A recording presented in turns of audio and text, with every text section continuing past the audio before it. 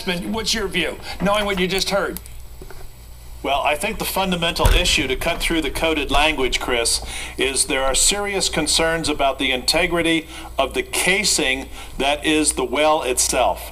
And that by putting the cap on and doing the stress tests that were being talked about, that the integrity of the steel is insufficient to hold the pressure of the well. And if you lose the casing, it's game over.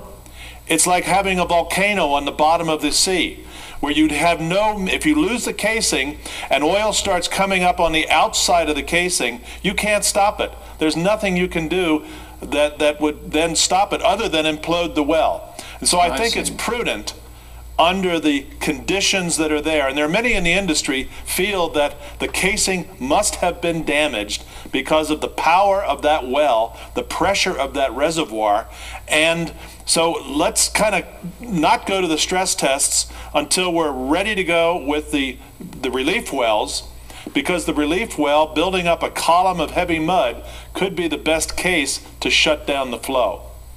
Now, as I understand it, John, correct me where I'm wrong here, the goal was to gradually close this cap so that you're like tightening the funnel so it gets stronger and stronger pressure in the middle, and decide at some point whether that strong pressure coming there is an indication that the well is sound, that there is integrity in the well. I thought that was the plan. What's the risk of gradually letting that pressure come into a narrower and more narrow funnel coming out of there to test its strength and then see whether you can go all the way? And what will they know in a couple of days they don't know now? Well, if you were at 200 feet or 400 feet, it's one thing. You're at 5,000 feet. You don't really know the integrity of that casing throughout the 13,000 feet depth of the well. There could be damage anywhere along the 13,000 foot, and once you stop blocking the oil, you start clamping down on the flow at what might be 30,000 pounds per square inch of pressure. You don't know where that might blow.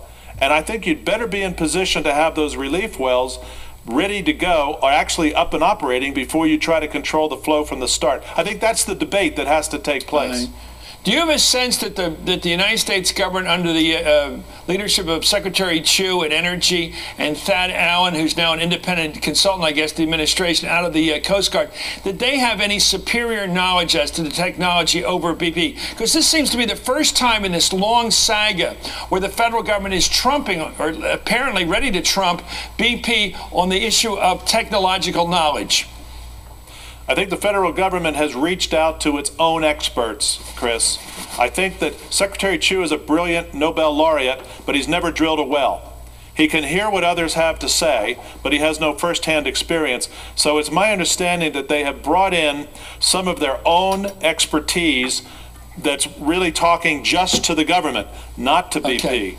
And it is through those sources that they're getting an additional point of view that raises serious questions. There are people out there that have worked with high-pressure reservoirs, have had blowouts, have had to deal with the issues. And those people are independent of BP. So while BP has great technical capability, don't you really want, if you're the government, to have a third-party point of view? And I think that's what's surfacing now. Do you have any opinion on this story that's breaking? A number of New York-based senators and New Jersey senators are acting now they want an investigation by the Senate Foreign Relations Committee as to whether BP, the company involved in this catastrophe, had a hand in lobbying the British government to release that man involved with the Lockerbie horror. Do you know anything about that? Well, I know the story generally, but I have no knowledge or insight into whether BP did or did not have dealings. I do know that just as our State Department advances the commercial interests of American companies around the world, the counterpart, and it was Jack Straw at the time, the foreign minister of the UK, does look out for the commercial interests of UK companies. To the extent BP was involved, I have no knowledge.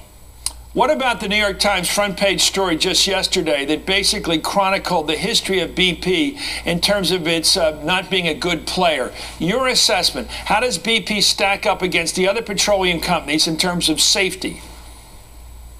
I think the reputation that would be probably warranted given the facts is that BP was not well renowned for its technical savvy, that there were other companies that had a better reputation both for the technical savvy and the operational integrity of how they went about their operations. That's not to say BP is a laggard or a slacker, but it's just to say that within the industry, there were people that were sort of ranked in order, and you'd always pretty much rank Exxon at the top, then Shell, then Chevron, Conoco, and so forth. BP would be somewhere down the list. Well, thank you very much, John Hofmeister. As always, it's great to have you here.